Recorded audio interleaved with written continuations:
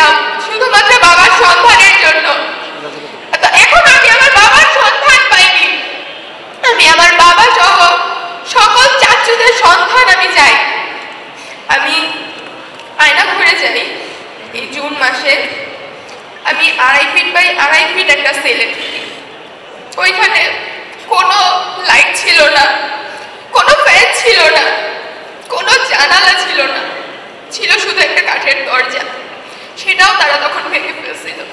আমি গিয়ে যখন দেওয়ালগুলো দেখি তখন আমি আমার আম্মুর নামটা দেখতে পাই। আমার বাবা অনেক কষ্ট করে আমার আম্মুর নামটা লিখছিল। আমার বাবার অনেক কষ্ট হয়েছিল আমার আম্মুর নামটা লিখতে। তারা এই কষ্ট চোখে দেখেনি। আমার বাবাকে তারা ঠিক মতো খেতে দিয়েছে নাকি দেয়নি, আমার বাবার উপর তারা কিরকম অত্যাচার করেছে আমি কিচ্ছু জানি না। প্রেসিডেন্ট হাসিনা যাওয়ার পরে যারা আয়নাঘর ভেঙেছে আমি তাদের দেখতে চাই, তাদের শাস্তি চাই আমি। তারা প্রেসিডেন্ট হাসিনা যাওয়ার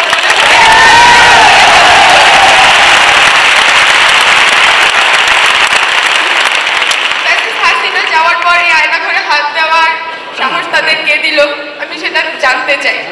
পুরো দেওয়ালে মানে 2.5 ফিট বাই 2.5 ফিট সেল, মাঝখান থেকে দেওয়াল ভেঙে ফেলছে, মানে সেলগুলো বড় করে ফেলছে।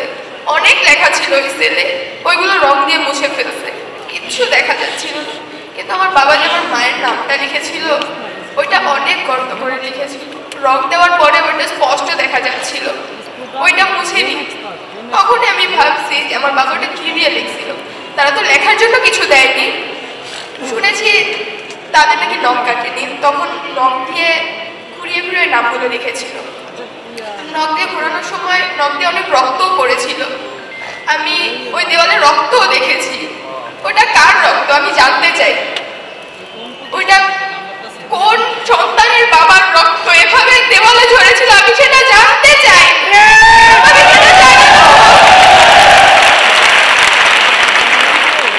আমি এই 12টা বছর রাস্তায় ঘুরে আসছি বাবাকে ছাড়া।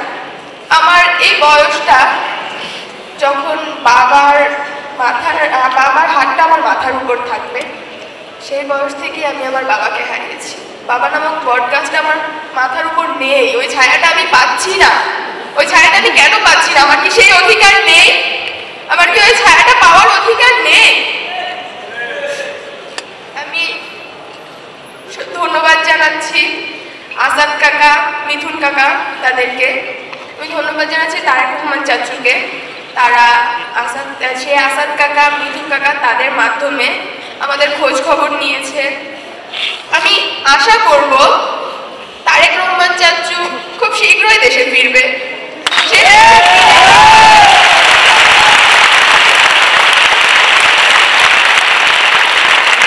তারেক রহমান চাচু দেশে ফিরে আমার বাবাকে খুঁজে দিবে।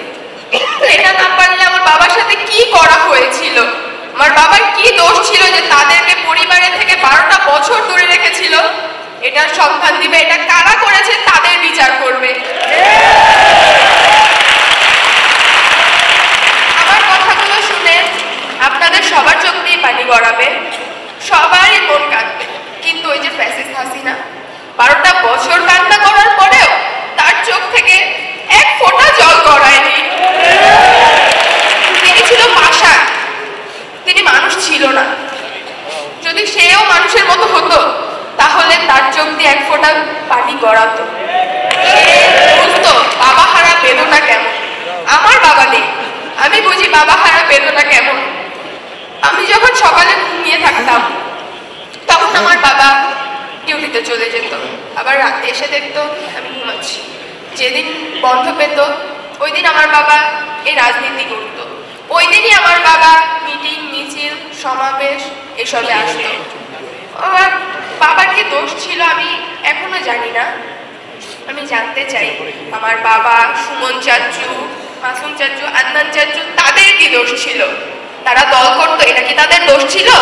দল তো আপনারা সবাই করেন, এটা কি দোষ? এটা তো কোনো দোষের কথা না।